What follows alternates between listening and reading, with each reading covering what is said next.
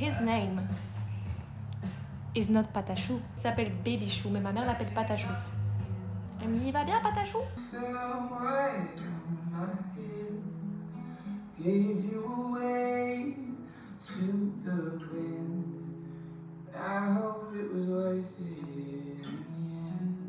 Baby, you and my guitar. You t'aime. Think you.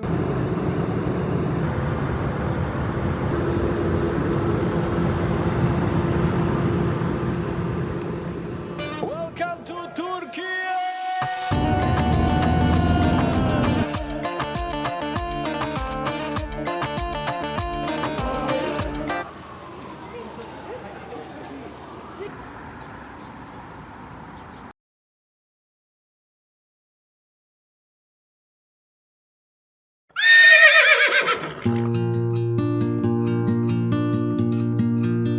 On me dit que nos vies ne valent pas grand-chose, elles passent en un instant comme fanent les roses.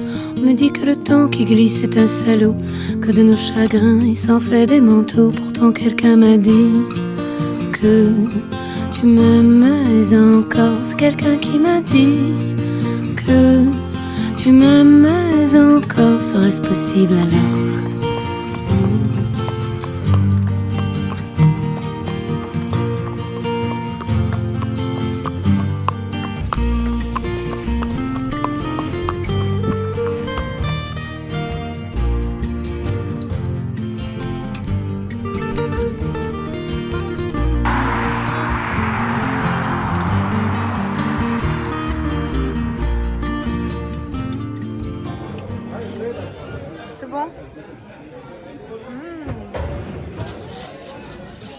Voilà, je répète, il y a deux sujets depuis des millénaires et des millénaires, l'agriculture et...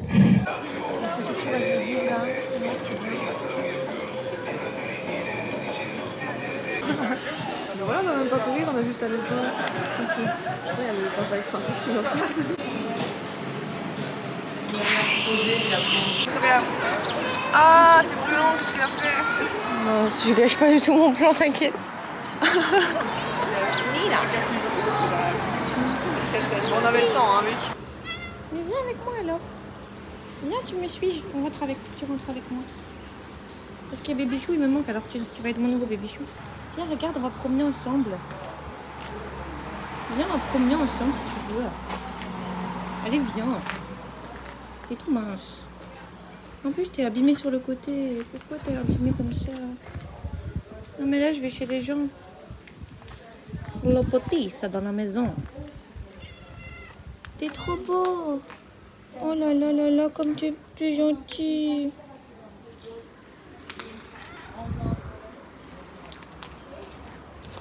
Tu es trop mignon. Lopotis, ça. Lila, cash, in cash. Ok. Oh, wait, just have this. Ah, il y a une prédiction. This is the last day Monsieur? of our trip. Il y a une prédiction qui est tombée. Thank you.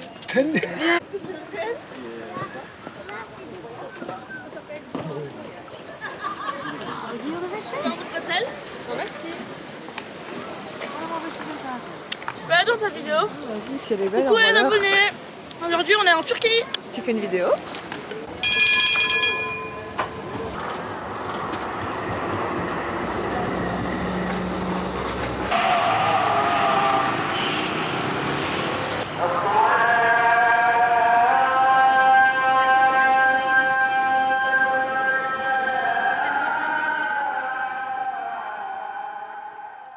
Bon les gars, j'ai mis un pouf pour qu'il puisse arriver sur mon lit. On va essayer, peut-être vous verrez mieux d'ici, je sais pas.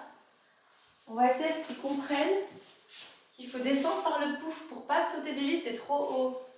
Viens chercher, je le mets ici à terre. Passe par le pouf, vas-y, comment tu ferais?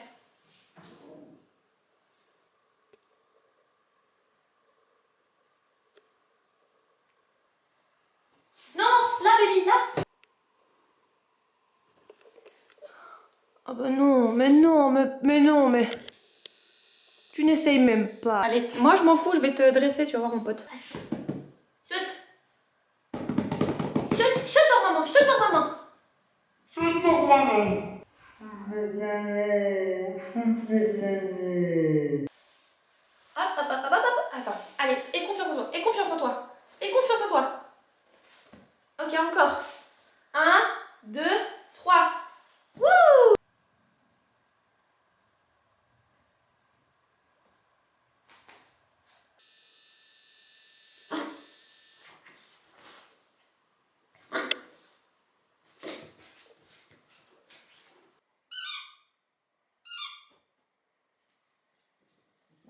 Voilà, ça c'est bien. Maintenant je le descends. Tu fais comment? Voilà. On y est, monsieur. Encore. C'est bien, mon amour.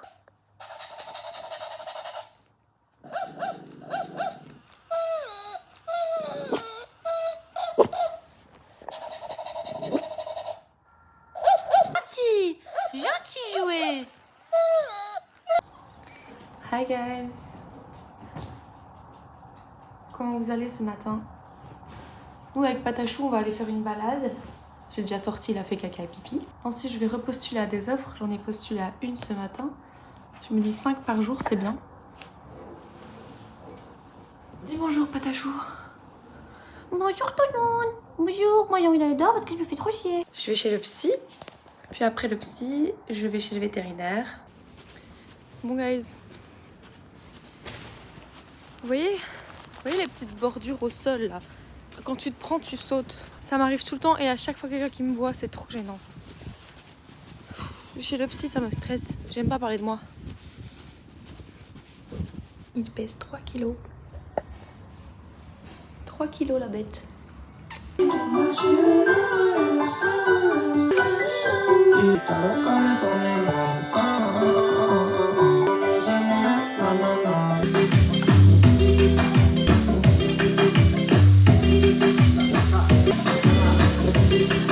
Partie satisfaisante. Pardon, monsieur?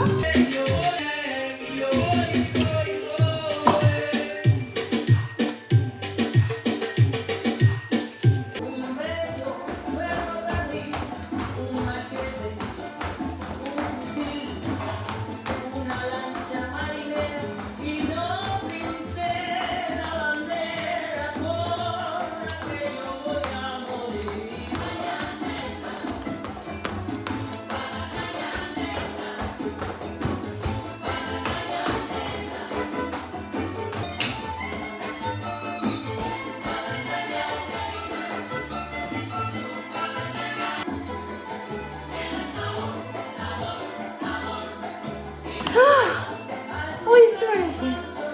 Oui, mon amour. Est-ce que je le laisse dans la salle de bain ou est-ce que je le laisse dans ma chambre? Parce que j'ai peur qu'une fois que je sois dans mon lit, il essaye de monter dans mon lit et du coup qu'il m'empêche de dormir. Parce que là, il y a ma soeur et son copain dans l'autre chambre. J'ai pas envie qu'ils commencent à pleurer pendant 3 heures parce que moi je m'en fous, j'ai l'habitude. Mais là, j'ai pas envie qu'ils n'arrivent pas à dormir à cause de lui. Genre, ici, j'ai pas encore acheté de panier pour chez mes parents. Du coup, je lui ai mis un autre chien que j'ai trouvé dans une armoire ici pour pas qu'il soit tout seul. Et il colle le chien, c'est trop mignon. Je vais lui faire un câlin. Désolée, je peux pas me retenir.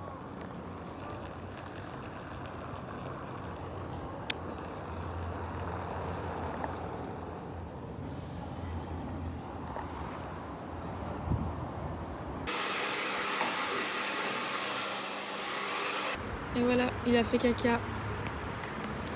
Bravo caca, bravo caca. Bon, ok, je vous le partage aussi ce moment où vous êtes motivé par rien, mais rien. Genre ça vous rend limite triste. Je dis pas ça parce que j'ai mes règles et que je suis sous tension. C'est un moment où vous arrivez même pas à vous projeter dans une activité. D'un coup, tout s'éteint et il y a plus rien qui vous motive. Genre même défaire le lave-vaisselle, tu vas le faire mais vite parce que tu veux mettre ton énergie dans rien du tout. Bah j'ai souvent ça. Enfin pas souvent mais ça arrive. Et c'est vraiment c'est comme si je me sentais enchaînée. Et ça me donne envie de chialer parce que j'aime pas être comme ça. C'est tellement puissant, genre c'est comme une force qui m'attrape. Et c'est pas grave. Et après, quand ça part, ça va toujours mieux. Mais ce genre de... En plus, j'ai baissé mes stores, on est en pleine journée, enfin... Meuf. Fais quelque chose, en fait. C'est aussi ça, la réalité de ma vie. Il y a des fois où je comate dans mon lit et ça me donne envie de chialer, mais fort. Anyway. Et ça sert à rien de me dire, mais vas-y, lève-toi, fais quelque chose. Les gars, je suis tellement myope que je vois pas ma tête, là, dans le tel. En plus, j'ai essayé d'en parler à mon psy. Les gars, la dernière séance, c'était horrible. Genre, je suis arrivée. Déjà, notre première séance, je lui avais dit bonjour. Il m'avait fait oui. Mais dis-moi bonjour. Ensuite, j'avais beaucoup parlé et il posait pas beaucoup de questions. Je sais que les psys, ils doivent te laisser parler et intervenir le moins possible. Mais moi, j'ai besoin de quelqu'un qui me pose des questions. J'ai besoin de quelqu'un qui m'aiguille. J'ai besoin de quelqu'un qui me parle. Et j'ai pas envie de dire que c'est le pire psy parce que c'est souvent comme ça, genre j'en ai vu 3 différents, donc c'est pas le psy le problème, mais c'est le fonctionnement d'un psy. Et là, c'est des séances gratuites avec un tarif social, c'est pour ça que je me permets d'aller chez le psy, sinon je pourrais jamais me payer un psy là. Genre limite, je suis sortie de la séance, je me suis sentie encore plus mal. Je lui ai dit, j'ai du mal à parler aujourd'hui. Au lieu de m'aider à parler, il s'est tu. Mais moi aussi, je me suis tue du coup. Et il m'a dit, tu n'es pas obligée de parler. Mais pourquoi je fais 35 minutes de trajet alors? Pour venir me taire? Pour venir admirer ta petite pièce et tes livres, Lacan, exposés là, devant mes yeux. Tu as tant de livres, bah vas-y, étale-moi tes théories, parle, raconte quelque chose. Je sais pas, y a pas à rester muet comme ça. J'ai pas du tout aimé, moi. Je me suis sentie comme si j'avais pas étudié pour un test. Et je me suis sentie mal, limite. Je lui ai dit que j'aimais pas le silence en plus. J'aime bien le calme, mais j'aime pas le silence. C'est pas pareil. Ce sont deux choses très différentes. Regardez, faites une analyse. Est-ce que vous êtes souvent sans bruit, sans rien et sans distraction? Je vous parle pas de regarder un film ou d'écouter de la musique ou d'être au téléphone ou d'écrire à quelqu'un ou de même lire un livre. Je vous parle du silence complet. Être seul avec vos pensées. Quand est-ce que vous êtes dans cette situation-là? Jamais. Jamais. Et je lui dis que moi, j'aime pas ça. Pas parce que je suis pas bien avec moi-même, mais c'est juste que j'ai une tendance à très vite penser... Soit je suis positive, je suis active et j'agis et je fais des choses. Si je suis passive, je vais penser pas bien, je vais penser mal. Je vais penser pas forcément de la meilleure façon, parce qu'il y a pas penser mal ou penser bien, mais je vais avoir des pensées qui sont pas forcément bonnes, utiles, enfin... Bref, et je lui dis tout ça et il réagit pas. Donc j'étais là. Ok mec, c'était très long. Très très long, genre se regarder dans les yeux, attendre que quelqu'un parle. J'ai jamais eu une séance comme ça où on jouait au roi du silence. Bah j'ai gagné. À la fin il m'a dit je pense qu'on va s'arrêter là. Et on va arrêter quoi au juste? Parce qu'on n'a rien commencé là.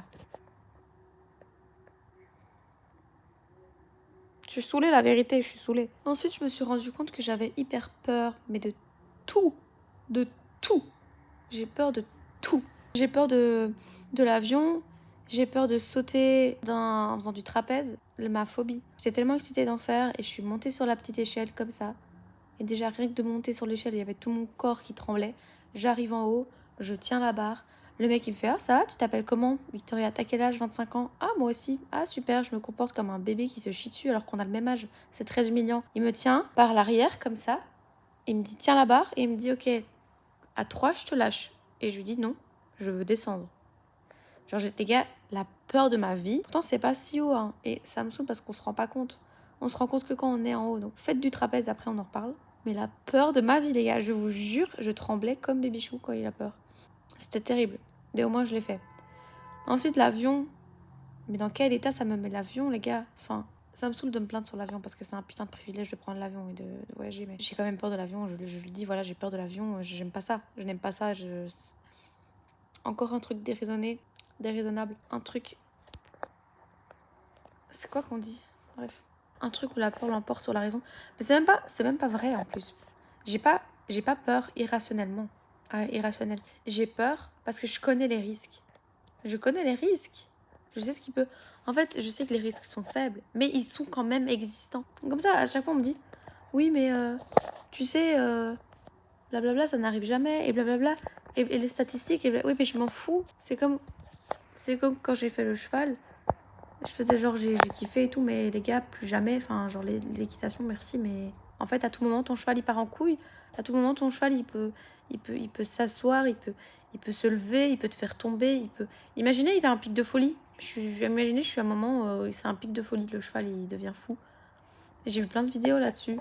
Alors encore une fois, c'est très peu probable, mais c'est probable. Pourquoi est-ce que je suis ce type de personne qui conscientise tous les risques, mais hyper fort et qui limite ça prend trop de place. C'est limite le risque est plus grand que le non-risque. Ah, bref, et là je commence à avoir peur de l'accouchement, de la grossesse. Genre je suis en train de me dire, mais Vic, tout ce que tu ne connais pas et tout ce que tu connais qui a un potentiel risque, des choses graves, etc., ça te fait peur. Mais du coup, je me dis, je vais être dans la merde. Je vais être dans la merde. Alors quoi, on fait quoi? On vit plus? On vit plus alors? Je me souviens d'une époque où je prenais l'avion toute seule. Elle est où cette époque, bordel? Elle est où l'époque où j'avais peur de rien? Je suis trop émotive, by the way. En fait, c'est ça, c'est YouTube, mon psy, bordel. Pourquoi j'arrive plus à parler à une caméra qu'à un psy? Je sais pas, faut que j'aille promener la bête. Ça aussi, j'ai un chien. Je suis maman maintenant. Je ne peux plus me laisser aller. J'ai pas le choix. Cet être vivant m'aide à vivre. Wow. Hi guys. Today, je vais retourner. Baby. Today, je vais retourner au sport. E eu pensei em tanta coisa, tudo aquilo que eu podia conquistar. Vou dormir, 13 e poucas. Bref, je fais le montage de ce vlog en mangeant. On se voit une prochaine fois. Eu Bisous. preciso de tempo pra cantar.